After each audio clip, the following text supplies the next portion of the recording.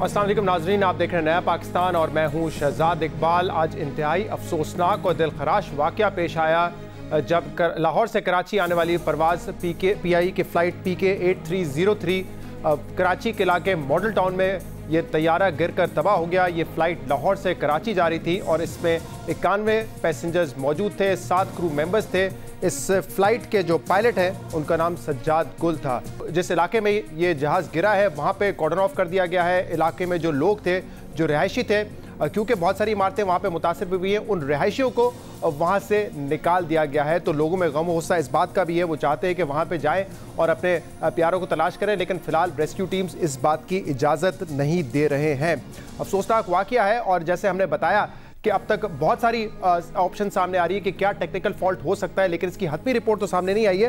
लेकिन ज़राए के मुताबिक सिविल एविएशन को इसकी इब्तदाई रिपोर्ट जमा करवा दी गई है और इब्तदाई रिपोर्ट के मुताबिक तैयारा लैंडिंग गियर जाम होने के बाद परिंदों से भी टकराया था। तो पहले तो उसका जो लैंडिंग गियर है वो जाम हो गया और जब वो जहाज़ थोड़ा नीचे आया, बुलंदी से नीचे आया, तो वो परिंदों से भी टकराया।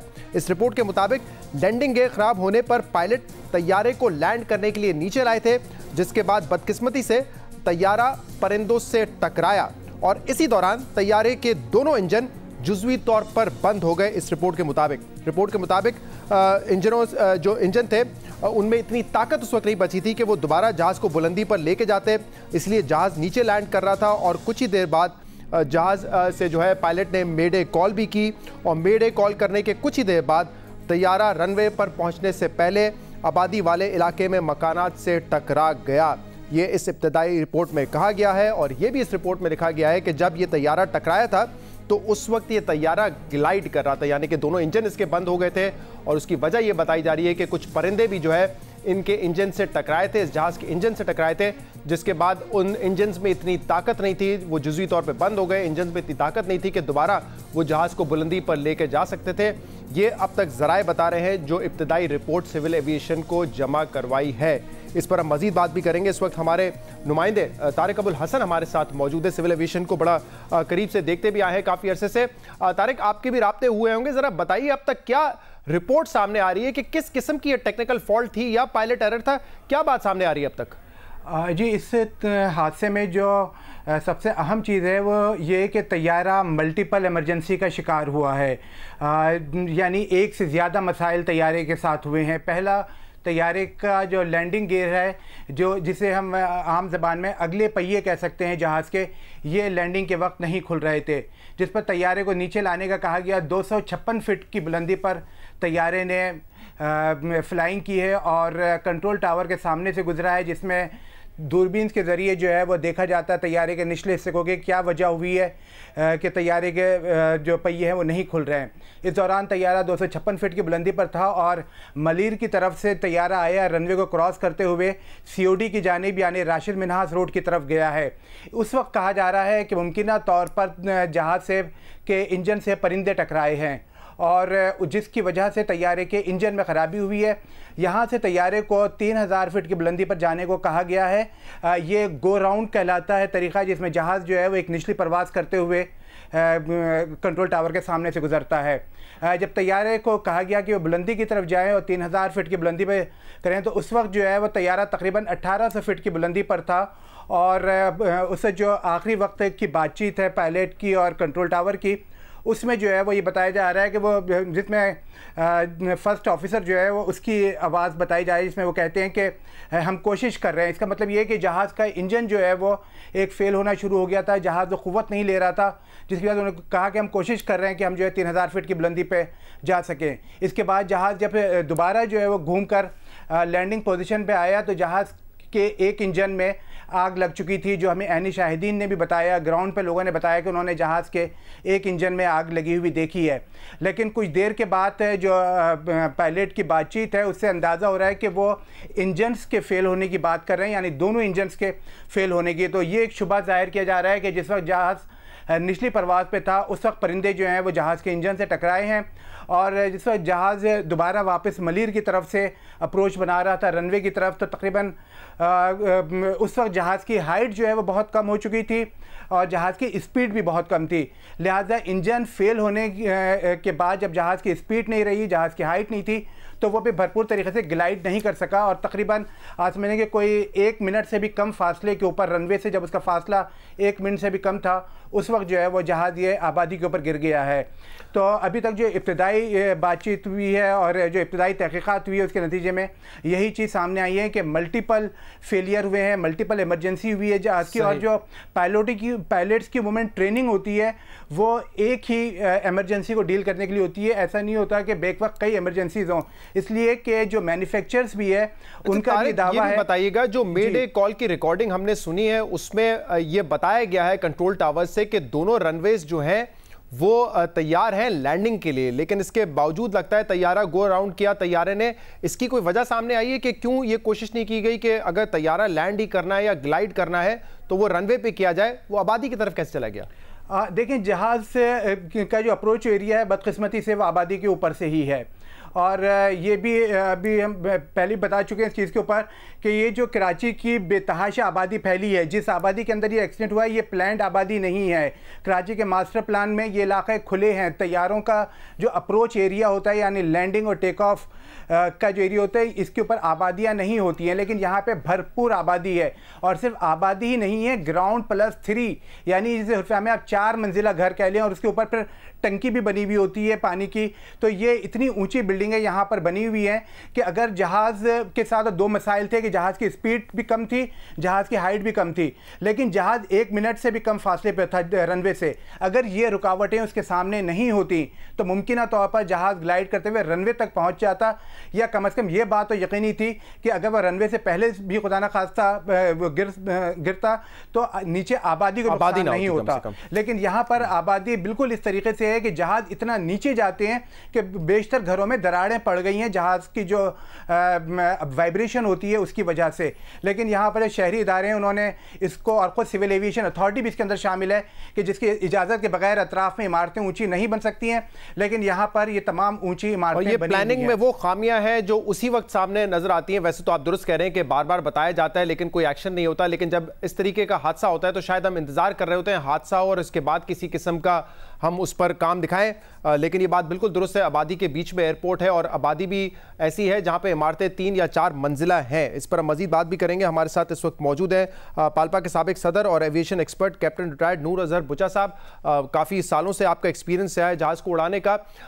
ज़रा बताइएगा कि अब तक जो इतलात आपके सामने आई हैं, जो रिपोर्ट हमने भी इस वक्त बताई, जो इब्तदाई रिपोर्ट तैयार कर ली गई है, ज़रा ये बताते हैं कि जो लैंडिंग गियर है वो जाम हो गया था।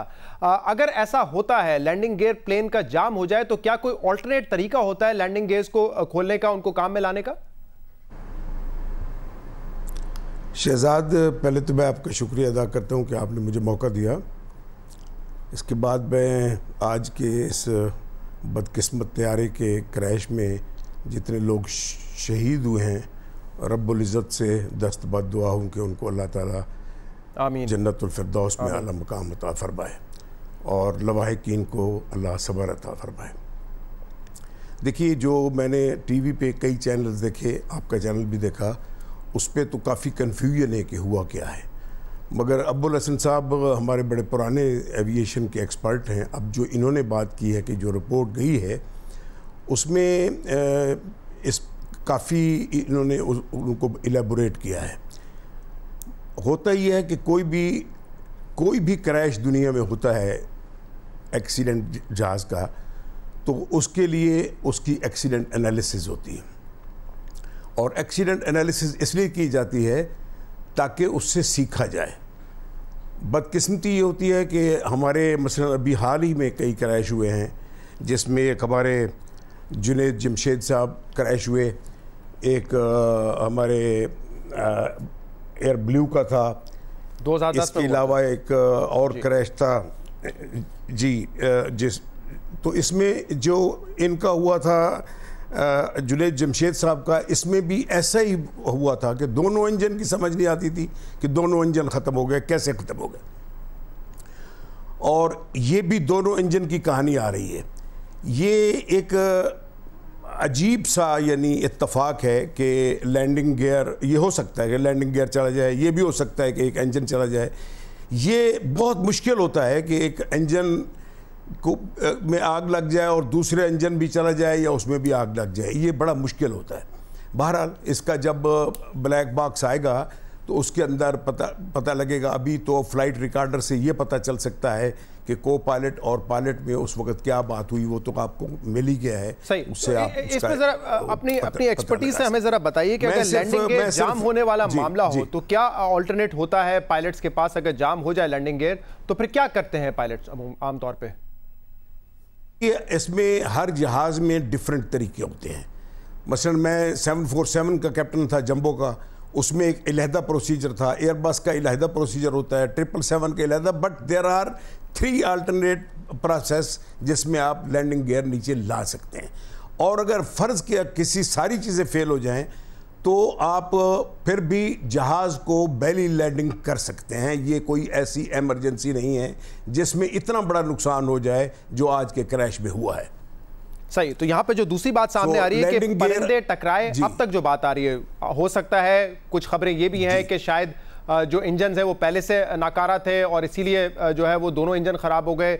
पॉसिबिलिटीज़ पर हम बात कर रहे हैं, या फिर ये हो सकता है कि इंजन पर जो है परिंदे आके टकरा गए जिसकी वजह से इंजन बंद हो गए जुज़वी तौर पे, उनमें इतनी ताकत नहीं थी कि प्लेन को फौरी तौर पे ऊपर लेके जाए। ये मुमकिनात में से है। आपको लगता है कि ये भी पॉसिबल है, ऐसा हो सकता है? देखिए, रनवे के ऊपर परिंदे नहीं होते। परिंदे उसके आउटर मार्कर के बाद कहीं टकरा सकते हैं, यानी गियर जैसे नहीं, लैंडिंग गियर डाउन नहीं हुआ, परिंदों से ये टकरा गया। मगर यहाँ अब्दुल हसन साहब ये कह रहे हैं कि 200 कुछ फुट पर ये कंट्रोल टावर के सामने से जहाज़ गुजरा। अगर ये वहाँ से गुजरा तो ये जहाज़ ओवरशूट कर रहा था, और ओवरशूट की हाइट 3000 फुट होती है, ये 3000 फुट के लिए जा रहा था। और अगर ये ओवरशूट कर गया और दोबारा ये आया उस मकाम पे और वहाँ दूसरा इंजन, यानी एक इंजन उस ओवरशूट में प्रोसेस में चला गया और दूसरे इंजन में आग लग गई, तो फिर कोई इसमें पायलट कुछ नहीं कर सकता। मगर आप देखिए कि पायलट की आखिरी आवाज़ भी जो mayday mayday, this is a very biggest distress call of aviation industry, इसके बाद यही होता है कि भाई जो मेडे का लफ्ज़ सुन लेगा हर कोई यही समझेगा कि ये ख़त्म हो रहा है, क्रैश हो रहा है जहाज़। और उसमें कितना उसकी पायलट की आवाज़ में वो था, बड़ा बड़ा बड़ा कूल था वो, और बड़ा कॉन्फिडेंट आवाज़ थी उसकी, क्योंकि हमें ये सारी एमरजेंसी सिखाई जाती हैं। अब्दुल हसन साहब ये कह रहे थे, अब्दुल हसन साहब का बड़ा तजर्बा है एविएशन का, कि पायलट को एक एमरजेंसी संभाल सकता है, दूसरी नहीं संभाल सकता। ऐसा नहीं है। एक पायलट जो अपनी पहली फ्लाइट भी करता है वो इस कदर ट्रेन होता है कि वो जहाज़ में 3, 4, 5 एमरजेंसीज भी आती हैं तो वो संभाल लेता है। ये बड़ी बदकिस्मती हुई है जो आज हुआ है। जब तक ये, यानी मेरी समझ में, मेरी 38 साल से प्लस सर्विस है, मेरी ज़िंदगी में ऐसा कोई वाक़या ना मैंने सुना, ना मैं सोच सकता हूँ कि इस तरह डबल सारी एमरजेंसीज आई हैं, बट इट हैज़ हैपन्ड। ये अब मैं इसका कुछ अब तक इसका रिजल्ट ना आए मैं बता नहीं सकता। और अब तक जो ज़राए से इब्तदाई रिपोर्ट सामने आई है वो ये भी बता रही है कि प्लेन आखिर वक्त में ग्लाइड कर रहा था, लेकिन क्योंकि वहाँ पे इमारतें थी 3 मंजिला 4 मंजिला, तो वो रहायशी इलाके में ही टकरा गया। जैसे अभी अब्दुल हसन साहब ने बताया कि एक प्लानिंग का बड़ा फुकदान है कि हमने आबादी के बीच में एयरपोर्ट बनाया हुआ है, और सिर्फ आबादी नहीं है, ऐसा नहीं है कि छोटे छोटे घर हैं वहाँ पे बड़ी बड़ी इमारतें हैं 3-4 मंजिला। इस इलाके में एयरपोर्ट का होना, और अगर शायद ये इमारतें वहाँ पे ना होती तो मुमकिन है कि ये ग्लाइड करके रनवे तक पहुँच जाता, क्योंकि जब हमने भी गूगल मैप से चेक किया है तो जहाँ पे ये प्लेन क्रैश किया है और जो रनवे है 1 किलोमीटर से ज़्यादा का फासला नहीं लगता है वो। शहजाद साहब, जहाज़ चलाने से पहले हम ग्लाइडर सीखते हैं, और ग्लाइडर में इंजन नहीं होता जी, वो एक ट्रैक्टर से खींचते हैं, उसको ऊपर हाइट पे ले जाते हैं और फिर छोड़ देते हैं, और जब ग्लाइड करके ज़मीन पर लैंड करते हैं। ये जब ये जो इसके विंग्स हैं, ये विंग्स ग्लाइड करने के लिए ही होते हैं, मगर ये ऐसी स्पीड पे आ गया और इसमें और बिल्कुल कोई थ्रस्ट नहीं थी। जब थ्रस्ट नहीं थी तो ये जहाज़ स्टाल कर गया। जब स्टाल जहाज़ कर जाता है तो आगे नहीं जा सकता, वो उधर गिरता है और मोस्टली टेल के बल गिरता है। बाकी जो वो फरमा रहे हैं यहाँ इमारतें, मुझे उसका अंदाज़ा नहीं है कि इमारतों की हाइट क्या है।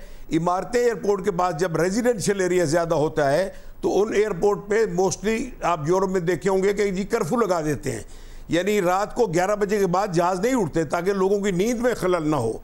अगर इसकी ऊंचाई इनकी हाइट की इतनी ऊंची थी कि वो वाकई एक हैजर्ड है, तो वो एक बहुत बड़ा नेग्लिजेंस है सिविल एविएशन का। ठीक है, हम एक ब्रेक लेंगे और इस ब्रेक के बाद इस इशू पे भी बात करेंगे। और दूसरा जो तफसीलात इस वक्त हमारे रिपोर्टर्स बता रहे हैं, जो रेस्क्यू ऑपरेशन है, जब इस तरह का हादसा होता है तो सबसे इंपॉर्टेंट यही होता है, तमाम तवज्जो और फोकस इसी बात पर होता है कि जो रेस्क्यू सर्विसेज हैं उसको जो है बेहतर से बेहतर बनाया जा सके, ताकि जो लोग अगर मलबे के नीचे मौजूद हैं या जो लोग एक्सपायर हो चुके हैं उनकी डेड बॉडीज़ को वहाँ से निकाला जाए, जल्द से जल्द हस्पताल मुंतकिल किया जाए और फिर शनाख्त का सिलसिला जो है वो शुरू होता है। ये बातें इंपॉर्टेंट है और ये होती रहेंगी कि ये किस तरीके से हादसा हुआ।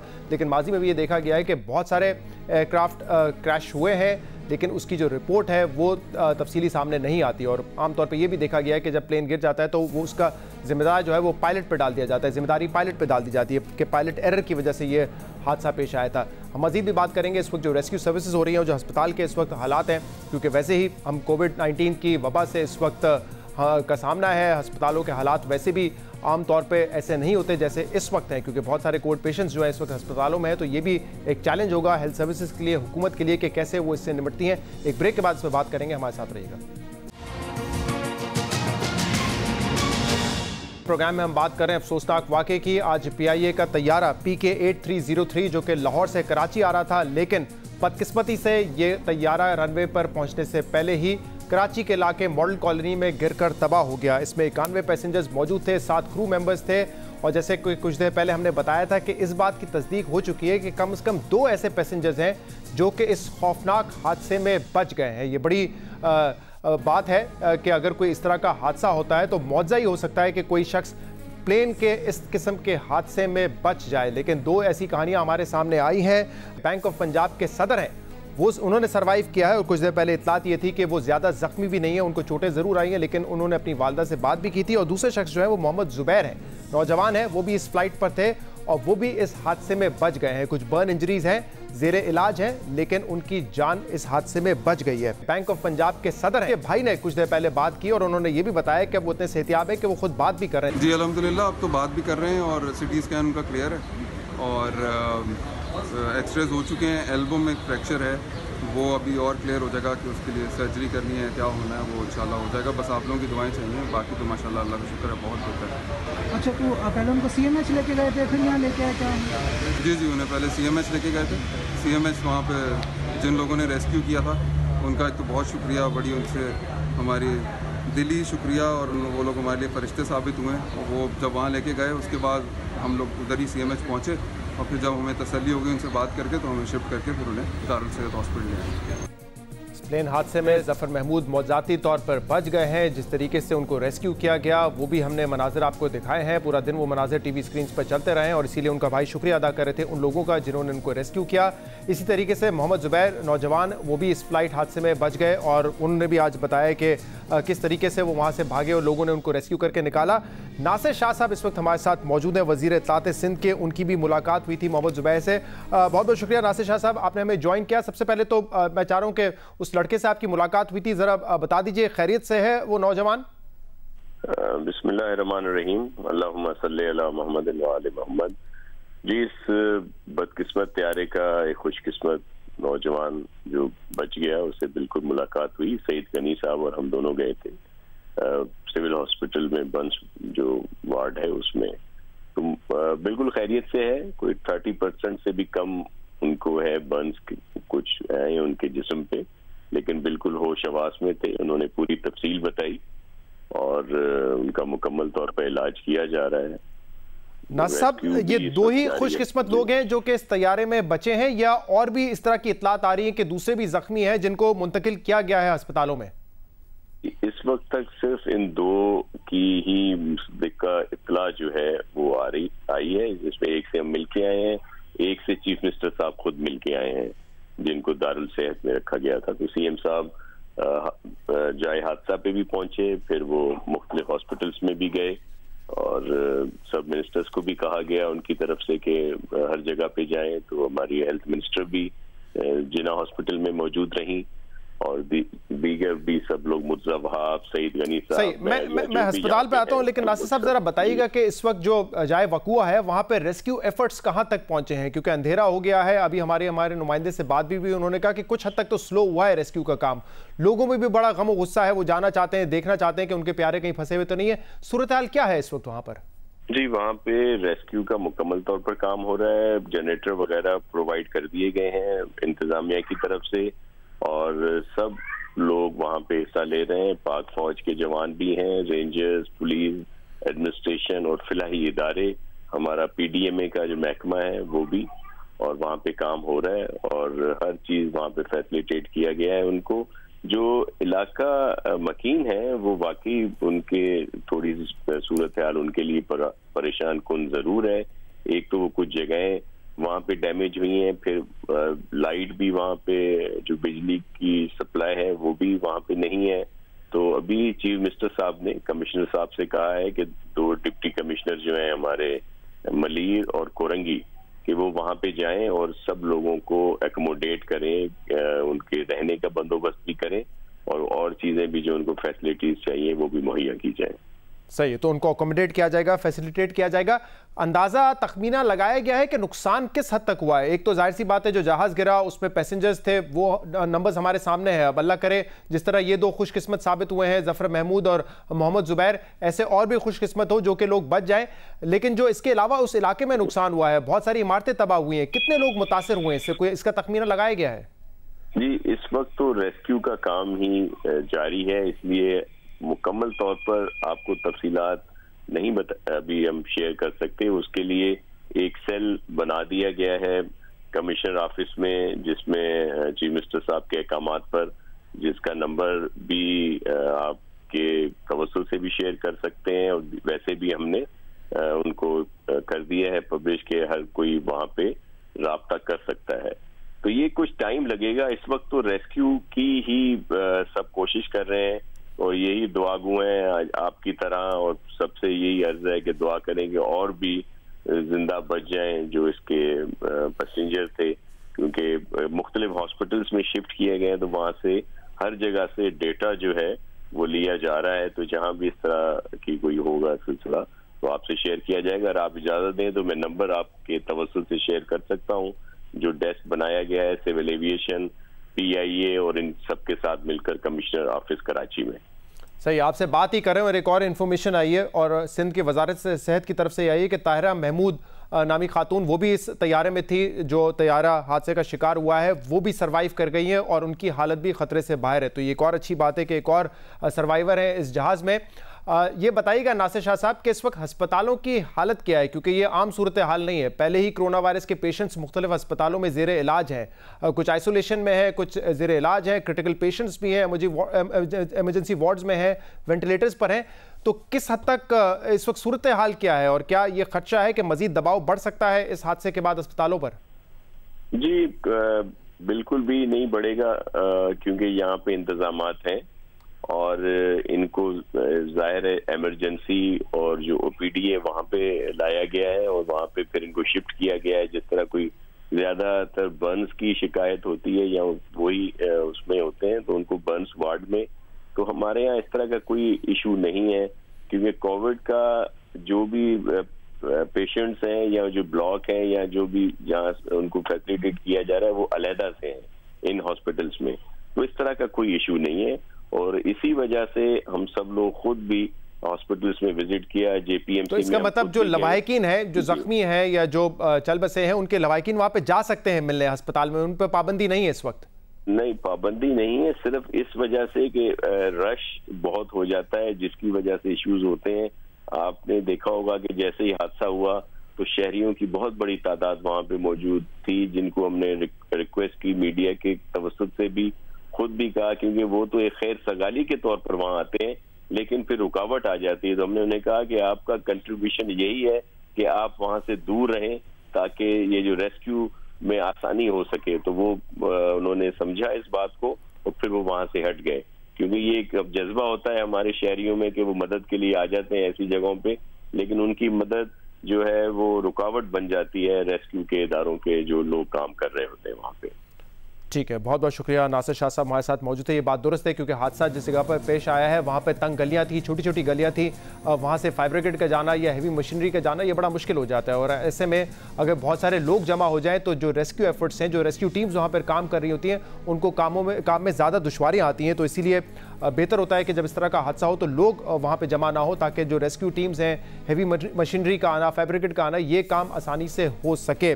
लेकिन ये खुशखबरी है कि मोहम्मद जुबैर और जफ़र महमूद के बाद एक और खातून भी जो कि इस तैयारे में मौजूद थी, वो भी अब बताया जा रहा है कि जिंदा बच गई हैं और उनकी हालत जो है इस वक्त वो ख़तरे से बाहर है। ताहिरा महमूद इनका नाम है और जैसे कि हम दुआ गो हैं, हम उम्मीद कर रहे हैं कि ऐसे और भी पैसेंजर्स हों जो कि इस तैयारे जो हादसा हुआ है उसमें सर्वाइव कर जाए। एक ब्रेक लेंगे और इसके बाद मज़ीद बात करेंगे। हमारे साथ रहिएगा।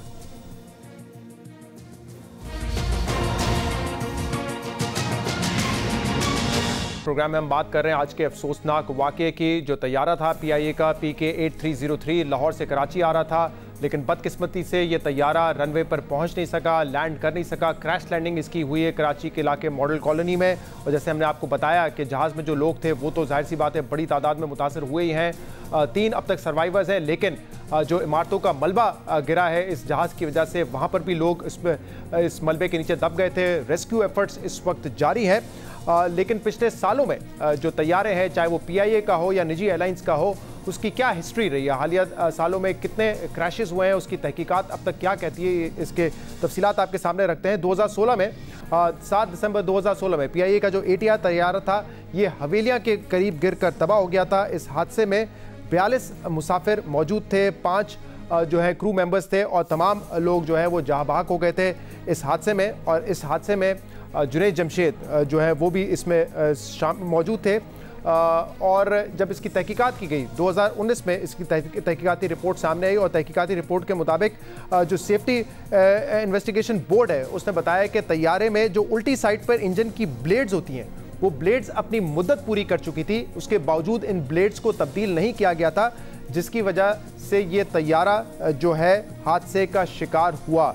इसके अलावा नवंबर 2010 में कराची एयरपोर्ट के करीब इसके अलावा 2012 में 20 अप्रैल 2012 में भोजा का जो मुसाफिर तैयारा था वो गिरकर तबाह हुआ। बोइंग 737 हादसे का शिकार हुआ था और इस हादसे में 127 अफराद जहां भाग हुए थे। ये तैयारा कराची से इस्लामाबाद जा रहा था और जब इसकी तहकीकाती रिपोर्ट सामने आई तो उसमें बताया गया कि जो पायलट थे वो मुश्किल हालात में एयरक्राफ्ट को कंट्रोल करने की अहलियत नहीं रखते थे। तो जो भोजा की इन्वेस्टिगेशन थी उसमें प्लेन की खराबी या मौसम की खराबी को जिम्मेदार नहीं ठहराया गया।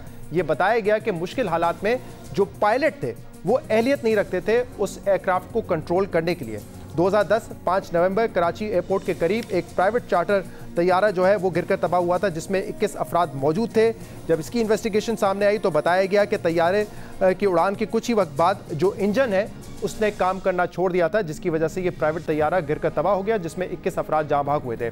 इसी तरह 2010 में 28 जुलाई 2010 को एयर ब्लू का तैयारा फ़नी ख़राबी की वजह से पहले बताया गया कि वो गिर के तबाह हो गया, लेकिन जब इसकी डिटेल तहकीकात सामने आई तो उसमें बताया गया था कि तैयारा जो है वो सिर्फ फ़नी ख़राबी की वजह से नहीं गिरा था, उसमें पायलट एरर जो है वो बड़ी तरह सामने आया था। और ये कहा गया था कि जो हिदायत कैप्टन को उस वक्त दी गई थी कंट्रोल रूम की जानिब से, उन्होंने उन हिदायत को नज़रअंदाज किया और ख़राब मौसम की सूरत हाल में, ख़राब मौसम में वो ऊंचाई पे जाने के बजाय पहाड़ी इलाके की तरफ जो है तैयारे को लेके चले गए थे, जिसकी वजह से ये क्रैश हुआ था। इसमें 149 लोग जहाँ भाग हुए थे।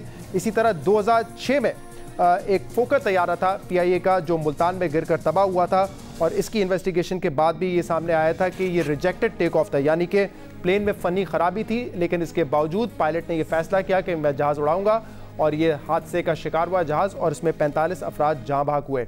तो ये PIA के अगर आप देखें पिछले 5-6 साल, पिछले 15 सालों में जो 5-6 हादसे हुए इसमें PIA के ATR और फोकर तो आपको नज़र आएंगे, लेकिन अगर PIA के एयरबस की बात की जाए, बोइंग की बात की जाए, तो जो आखिरी बड़ा हादसा हुआ था, वैसे तो ये हादसे भी बड़े थे, इसमें भी सैकड़ों लोगों की जान गई है, लेकिन जैसे आज हादसा हुआ है PIA का, इस किस्म का जो एयरबस तैयारा था जिसमें 125-150 मुसाफिर होते हैं, ये हादसा हुआ था आखिरी नेपाल में 1992 में। PIA का जहाज़ नेपाल में गिरकर तबाह हुआ था और उस वक्त 167 पैसेंजर्स और क्रू मेंबर्स इस फ्लाइट पे थे जो हादसे में जहाँ भाग हो गए थे। तो इसके बाद से हमने देखा है कि PIA का फोकर तैयारा गिरा है, ATR क्रैश हुआ है, लेकिन आज एक अरसे के बाद ये हमने देखा है कि जो PIE का एयरबस है, ऐसा तैयारा जो कि बड़ा तैयारा होता है जिसमें मुसाफिरों की तादाद ज़्यादा होती है, वो आज गिरकर क्रैश हुआ है। तारिक अबुल हसन साहब हमारे साथ मौजूद है। तारिक अबुल हसन साहब, इन्वेस्टिगेशंस मुख्तलिफ रही हैं, कहीं पे पायलट को ब्लेम किया गया है, कहीं पे ये बताया गया है कि प्लेन में फ़नी ख़राबी थी, इसके बावजूद पायलट से उन प्लेन को उड़ाया।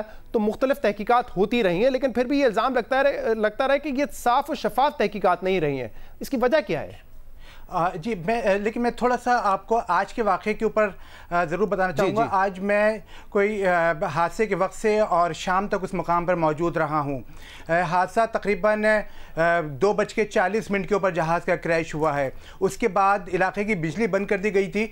बहुत टाइम था, लोगों को ये मालूम था कि ये ऑपरेशन रात को देर तक चलेगा, लेकिन बर वक्त लाइटिंग का कोई इंतज़ाम नहीं हुआ वहाँ पर। दूसरी इंतज़ामिया का फेलियर हम ये देखते हैं वहाँ पर कि बहुत बड़ी तादाद में सिक्योरिटी फोर्सेस वहाँ मौजूद थी, पुलिस मौजूद थी, लेकिन ये लोग मैनेज करने की बजाय लोगों से लड़ते नज़र आए। वहाँ पर कोई कॉर्डन ऑफ नहीं था, बेतहाशा गाड़ियाँ अंदर घुसी हुई थी, यानी जिसको हम एम्बुलेंसेस कहें, एम्बुलेंसेस बेहंगम अंदाज में अंदर घुसी हुई के रास्ते चौक कर दिए थे। पूरे शहर भर की एम्बुलेंसेस वहाँ पर जमा थी। कुछ नहीं मालूम था कि अंदर कितनी एम्बुलेंसेस को छोड़ना है, कितनी गाड़ियाँ अंदर जाएंगी, कहाँ से निकलेंगी। इसके बावजूद के ज़ख्मियों को और जो बॉडीज़ थी वो रखी हुई हैं एम्बुलेंसेस में और निकलने की जगह नहीं थी। तो इतना मिसमैनेज है पूरा ये सारा सिस्टम। और उसके बाद अगर कोई क्रेडिट ले रहा है कि वहाँ पर हमने बहुत काम किया, तो बहुत ही अजीब सूरत हाल जो है वो वहाँ पर है, अभी भी मौजूद थी। आपके पास बहुत सारा टाइम था कि वहाँ पे लाइट का इंतज़ाम करते, बहुत सारा टाइम था कि इलाके को कॉर्डन ऑफ करते। इस बात का था कि कितने लोग अंदर जाएंगे, जितने फोर्सेज हैं वो सब अंदर हैं, जितने लोग हैं उतने ही फोर्सेस वाले वहाँ खड़े हुए हैं, आपस में एक दूसरे से लड़ रहे हैं, धक्के दे रहे हैं। एक अजीब किस्म की वहाँ पे सूरत हाल थी, लेकिन जिसे हम कैसे कॉर्डन ऑफ कहें, जो कि बहुत अच्छी तरह अभी कोरोना लॉकडाउन के दौरान हमने देखा था कि किस तरीके से कॉर्डन ऑफ किया जाता है, लेकिन वहाँ पर कोई ऐसी चीज़ नहीं थी। हर चीज़ मिसमैनेज है और अभी तक जो सही तरीके से रेस्क्यू नहीं हो पा रहा है, मशीनरी अंदर नहीं जा पा रही है, लोग अभी तक नहीं निकाले जा सकें। उसकी बड़ी वजह यही है कि बर वक्त इक़दाम नहीं किए गए वहाँ पर, और कोई कमांड एंड कंट्रोल सिस्टम हमें वहाँ नज़र नहीं आया। हर एक अपनी चला रहा था। रेस्क्यू के लिए जो आए हुए थे वो आपस में एक दूसरे पे जो सबकत हासिल करने के लिए मुख्तलिफ NGOs जो थी वो अपने आप को रोशनास कराने के लिए ओवर एक्ट कर रही थी वहाँ पर। तो ये तो आज की सूरत हाल के ऊपर मतलब बेसिकली आप ये बता रहे हैं कि मुख्तलिफ टीम्स वहाँ पर काम कर रही थी, चाहे वो रेस्क्यू टीम्स हो, रेंजर्स हो, फौज हो, लेकिन कोई एक चेन ऑफ कमांड नहीं थी, कोई एक सेंट्रलाइज सिस्टम नहीं है कि कौन ये मैनेज कर रहा है सूरत हाल को। जी बिल्कुल इसी तरह थी। तो और ये तो इसकी तो तैयारी बहुत पहले से होती है कि खुदा ना खास्ता कोई इमरजेंसी शहर के अंदर हो तो वो कैसे कंट्रोल होगी, किस तरीके से कोऑर्डिनेशन होगी, कितने लोग वहाँ पहुँचेंगे, कौन संभालेगा, ऐसा कुछ नहीं था। अब अगर आए इस चीज़ के ऊपर कि जो इन्वेस्टिगेशंस हुई हैं, सबसे जो यहाँ पर जिसके ऊपर बड़ा सवालिया निशान है वो ये है कि पाकिस्तान में आज तक आज़ादाना इन्वेस्टिगेशन किसी हादसे की नहीं हुई है, चाहे वो हवाई हादसे हों, ट्रेनों के हादसे हों या सड़कों पर होने वाले हादसा हों। हमारे पास कोई आज़ाद फोरम नहीं है इनकी तहकीकात करने वाला, और उमूमन होता ये है कि सारी जिम्मेदारी उस चीज़ पर डाल दी जाती है, चाहे वो रेलवे का जो है वो इंजन ड्राइवर हो जो इस दुनिया में नहीं रहा, चाहे वो पायलट हो जो हादसे के बाद इस दुनिया में नहीं रहा, चाहे वो रोड एक्सीडेंट के अंदर ड्राइवर हो जो हादसे के अंदर ख़त्म हो गया और ज़िम्मेदारी उस पर डाल के मामला ख़त्म कर दिए जाते हैं। दूसरा जो बहुत अहम चीज़ है वो ये कि SIB जो सेफ्टी इन्वेस्टिगेशन बोर्ड जो बनाया जाता है वो सिविल एविएशन के अंडर है। अभी भी कहा ज़रूर जाता है कि आज़ाद हो गया है, लेकिन उनकी तनख्वाहें सिविल एविएशन अथॉरिटी से जाती हैं, उनकी पोस्टिंग्स वहाँ से होती हैं, तो ये इस तरीके की आज़ादाना नहीं होती। तीसरी चीज़ ये है कि हवेलियाँ हादसे की रिपोर्ट तैयार हो गई है, वो रिपोर्ट्स की एक कॉपी हमारे पास हमें मौसूल भी हो गई है और जिसके अंदर ये इंजीनियरिंग का फॉल्ट सामने आया है। लेकिन सूरत हाल ये है कि अभी तक सिविल एविएशन अथॉरिटी ने उस रिपोर्ट को पब्लिश नहीं किया है, जो कि एकाओ के कानून के तहत उन्हें पब्लिश कर देनी चाहिए।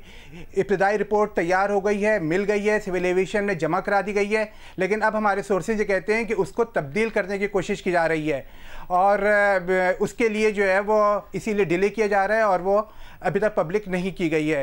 तीसरी चीज़ अगर अब हम देखते हैं कि सिविल एविएशन अथॉरिटी का जो बहुत अहम शोबा है एयरवर्दीनेस, जिसका काम है तैयारों को परवाज़ भरने से पहले उनकी क्लियरेंस देना, ये पूरा इदारा डेपुटेशन के ऊपर बेस कर रहा है, जिसमें जो अफसरान आए हुए हैं बेशतर डेपुटेशन के ऊपर हैं, सिविल एविएशन अथॉरिटी में भी और अब तो PIA के अंदर भी एक बड़ी तादाद है। देखिए एक चीज़ बहुत समझने की है, मिलिट्री एविएशन और कमर्शियल एविएशन ज़मीन आसमान का फ़र्क है।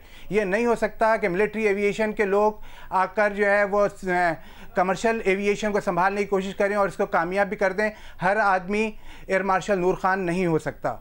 लेकिन इस वक्त हम सूरत हाल ये देखते हैं कि यहाँ पर इस किस्म की जो है डेपुटेशन के ऊपर आते हैं, फिर होता ही है कि जिस पोस्ट पे डेपुटेशन पर आते हैं, ये हुकूमत पाकिस्तान का कानून है कि जिस डेपुटेशन पर आएंगे आप उसी पर ही रहेंगे, प्रमोट नहीं होंगे उस इदारे के अंदर।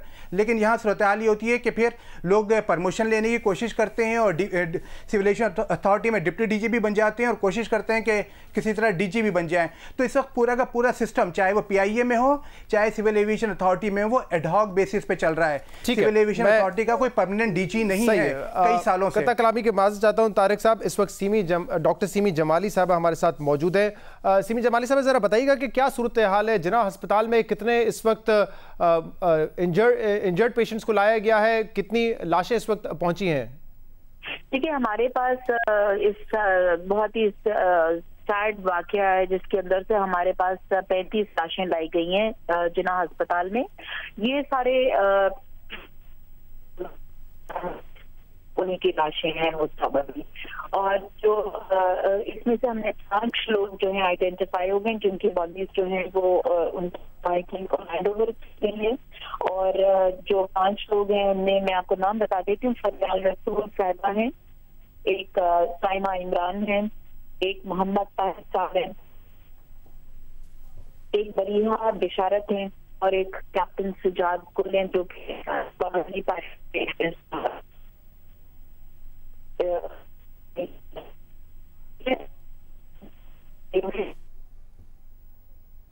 सही है। आपकी आवाज़ हम तक दुरुस्त तरीके से नहीं पहुंच रही, लेकिन आपने जो बताया जितना मैं सुन सका हूँ, आपने कहा कि 35 लाशें जो हैं वो लाई गई थी जिना अस्पताल, 5 की शनाख्त हो चुकी है और आपने उनके नाम भी बताए। उम्मीद करते हैं कि आपको दोबारा हम कनेक्ट कर सकेंगे तो इन तफसीलात को दोबारा वेरीफाई कर लें जो डॉक्टर सीमी जमाली साहबा हमें बता रही थी। लेकिन जिस तरीके से आज जिना अस्पतालों में डेड बॉडीज़ को लाया गया है, ज़ख्मियों को लाया गया है, इसी तरीके से सिविल अस्पताल में भी लाया गया था। और जब प्रोग्राम का आगाज़ था तो उस वक्त हमारे नुमाइंदे ने बताया था कि तकरीबन 35 बॉडीज़ जो हैं वो दोनों हॉस्पिटल्स में पहुँचाई गई हैं। उम्मीद कर रहे हैं कि बहुत ज़्यादा तौर पर जैसे कि 3 सर्वाइवर्स आए हैं। आमतौर पर ये देखा जाता है कि जब प्लेन का हादसा होता है तो उसमें सर्वाइव करने के चांसेस बहुत कम होते हैं, लेकिन आज ये हमने देखा है कि 3 सर्वाइवर सामने आए हैं जिसमें 2 मर्द हजरात हैं। मोहम्मद जुबैर हैं नौजवान, और ज़फ़र महमूद जो कि बैंक ऑफ पंजाब के सदर हैं, उन्होंने सर्वाइव किया है। और एक खातून जो है ताहिरा नामी खातून, उनकी भी अपडेट कुछ देर पहले आई थी कि वो भी अब ख़तरे से बाहर हैं। तो हम दुआ ही कर सकते हैं, उम्मीद कर सकते हैं कि ज़्यादा से ज़्यादा लोग सर्वाइव कर जाएँ इस प्लेन हादसे में। और जो मलबा गिरा है इमारतों का इस जहाज़ के टकराने की वजह से, मलबे के तले नीचे लोग हैं, उनको भी रेस्क्यू किया जा रहा है। उम्मीद करते हैं कि वो लोग भी सर्वाइव करें और दुआ गो हैं उन लवाहिकीन के लिए जिन्होंने अपने को खोया है। उम्मीद करते हैं, दुआ करते हैं कि अल्लाह उनको सब्र अता फरमाए। आज के प्रोग्राम में इतना ही। इसका फीडबैक आप हमें दे सकते हैं हमारे सोशल मीडिया पर। इजाज़त दीजिए, अल्लाह हाफ़िज़।